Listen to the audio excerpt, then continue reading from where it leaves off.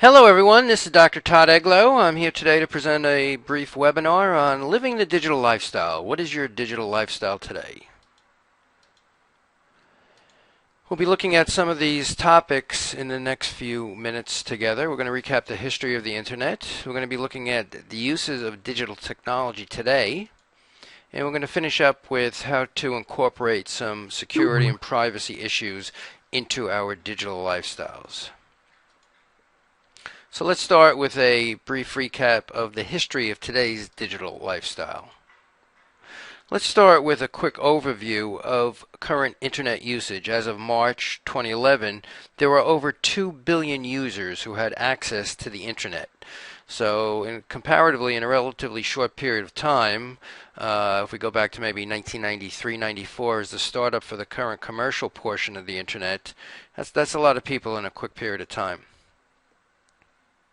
And here we see it compared to the rest of the world, breakdown of the Americas versus the rest of the world.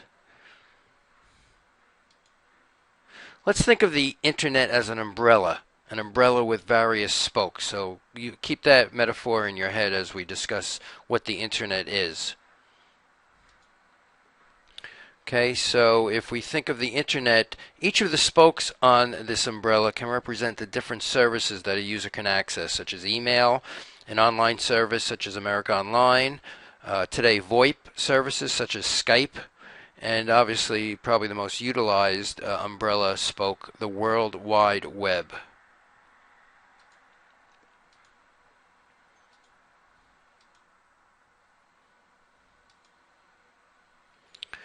The internet began here in the United States back in the early 1960s as a United States governmental project from the Pentagon's Advanced Research Projects Agency, known by its acronym ARPANET.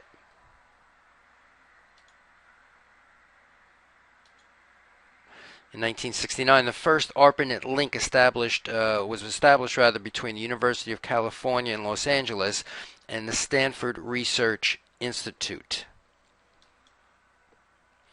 One of the important aspects of ARPANET was the creation that we use today in 1979 of Usenet. Usenet was, it's still around, but it was considered one of the more important spokes on that umbrella that I discussed earlier, and it was an important way of an introduction how to create discussions that we utilize today in our online education. Some of the important figures of the internet. 1980, Tim Berners-Lee. And Tim Berners-Lee used prior research to create what is known as the first hypertext application. Hypertext was created to allow text on the internet. Today's web browsers function using these hypertext capabilities. So every time you type an address into your web browser, you are using these capabilities known by its acronym HTTP, known as Hypertext Transfer Protocol. Again, in the early 1990s, Tim Berners-Lee invented what we call today the World Wide Web.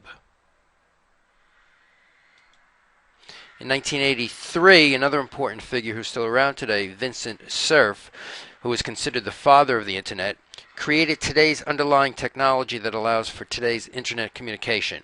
The technology is referred to by its acronym that you may have heard of called TCP/IP.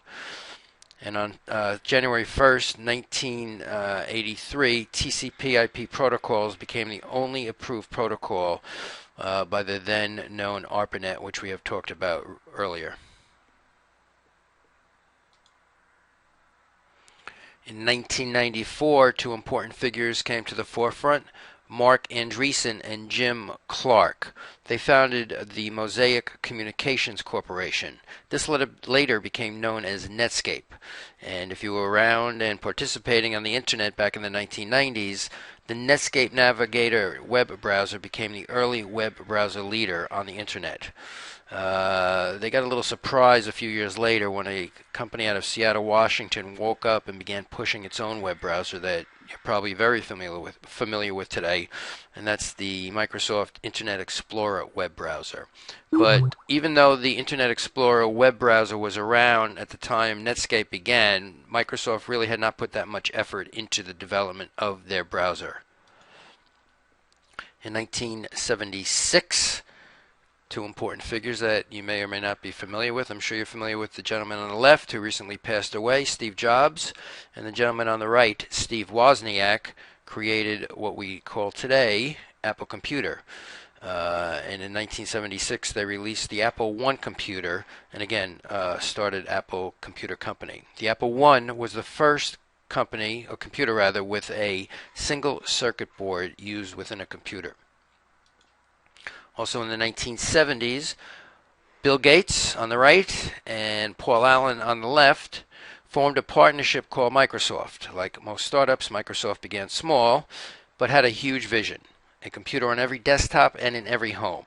During the next years, Microsoft began changing the way we work, and we can't get away from Microsoft even today. In 1981, IBM introduced a new revolution in a box, the personal computer, complete with a brand new operating system for Microsoft, a 16-bit computer operating system called MS-DOS 1.0. The operating system, or OS, is the foundation software of a computer, which allows for scheduling tasks, allocating storage on the computer, presenting a default interface to the user, and also allowing for changing of application. In 1985, Microsoft released the first version of their Windows Graphic User Interface, known as by its acronym GUI, their Graphic User Interface. On November 20th, 1985, 2 years after the initial announcement, Microsoft actually shipped Windows 1.0. Now, rather than having to type into the MS-DOS command window, you can just move a mouse to point and click your way through screens or windows, quote unquote, from Bill Gates. It is a unique software designed for the serious PC user. In 1984, Apple Computers released their Macintosh computer with their own GUI, Graphic User Interface. In 1984, again, the Macintosh computer. And if you were around back then, or if you want to Google the first ad, and actually the only time it ran was in 1984 during the Super Bowl advertisements. It's a famous ad run by Apple to promote this new Macintosh computer. No computer is going to do much without applications. Remember, computers are basically dummy in, dummy out. Whatever we put in, the software will crunch it and produce some sort of output. So the applications are very important for any computer system. And that goes back to the 1980s also, when Lotus, which was a separate company back then, today it's part of IBM, but back then Lotus was a separate company, they released their famous application, their Excel, what we call Excel today. They called it Lotus 123. And that was their killer computer application, a spreadsheet software. It was released on January 26, 1983. This software started outselling the then most popular VisiCalc the very same year, and for a number of years was the leading spreadsheet for DOS.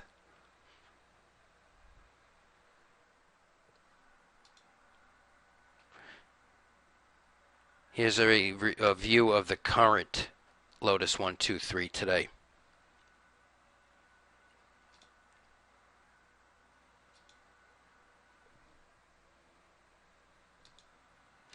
In 1994, as I mentioned earlier, Mark Andreessen was one of the pioneers in getting us to work and play on the internet by releasing the Netscape Navigator web browser. As the World Wide Web portion of the internet began to take off, remember we talked earlier about the individual spokes of the umbrella, which make up the internet as a whole, the World Wide Web, up until the early to mid 1990s, was really not around as a popular area within the internet. But that changed with the release of Netscape Navigator. Netscape Navigator was based on the Mosaic web browser, which was co-written by Mark Andreessen. a part-time employee of the National Center for Supercomputing Applications, and a student at the University of Illinois.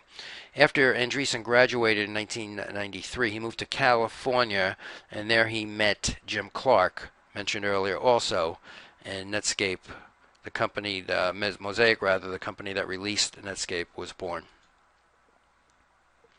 In 1995, this is an early picture of the competing web browser for Microsoft, Internet Explorer.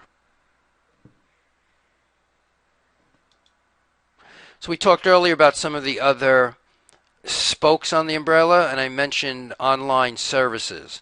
Well, before there was the World Wide Web, there were these online services that allowed people to chat with each other, do research on the internet, and a vast other array of applications. So from the 1960s to the 1980s, even before the World Wide Web became popular, various businesses began to utilize the communication capabilities being offered by this new network of computers. Remember, the internet started with an ARPANET, was primarily used at the time for governmental and educational purposes. So you see some of the early online services. CompuServe allowed for users to connect their home phone to a piece of hardware called a modem and connect to the internet, allowing access to various components of this internet such as Usenet, Gopher, and email, which we discussed earlier as spokes on the internet. Prodigy allowed for a graphic user interface for easing a new user's experience on the internet. They connected with AT&T. The service eventually was phased out, however. And America Online, while still around today, obviously is not as popular as an online service as it was back in the 80s and 90s.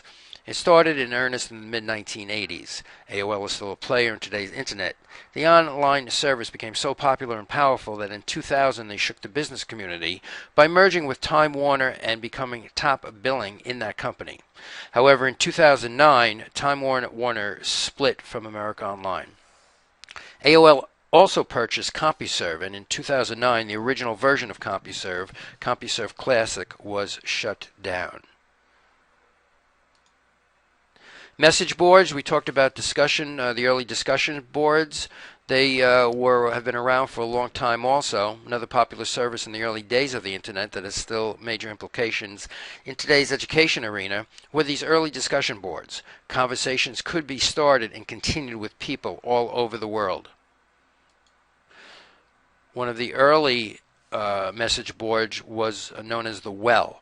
The Well was one of the early gathering points on the internet, especially for its internet forums. And these message boards were a virtual community known again as the Well. The site's early history was that of a dial-up bulletin board system, BBSs. The BBS allowed users to develop their typing skills to perform various tasks and services. Another important aspect of internet history was the development of what we call today Flash. Flash actually started from an older company, Macromedia, that was eventually purchased by Adobe. As the internet has developed, the initial static feel of the net has matured into a more dynamic user experience. So Web 1.0 has adapted and changed into our current Web 2.0 dynamic user experience. Again, one of the major pieces of software to be incorporated into today's internet has been that of Adobe's Flash suite of software. One of Flash's initial selling points was the ability to view content across various user platforms. However, that may be changing. With the increased usage of mobile devices, Flash may be on its way out, actually, or changing into more current technology known as HTML5. In the 1990s, another protocol that we had mentioned earlier was VoIP, Voice over Internet Protocol. And you see two of the common and popular applications that are utilizing VoIP today, such as Skype, and we all see the commercials for Magic Jack for telephone communication over the internet.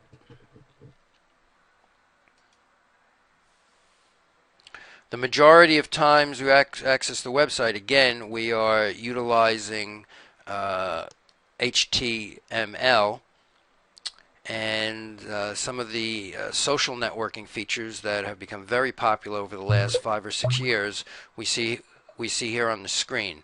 LinkedIn is a very popular social network for the business community. MySpace, there on the bottom left, is still around, but really dropped the ball when Facebook um, picked up and began in the mid 2000s. And here, as of this taping, Facebook recently filed in January 2012 for their initial public offering, their IPO, sometime later this year. And they're going to be a whopper of a company at that point.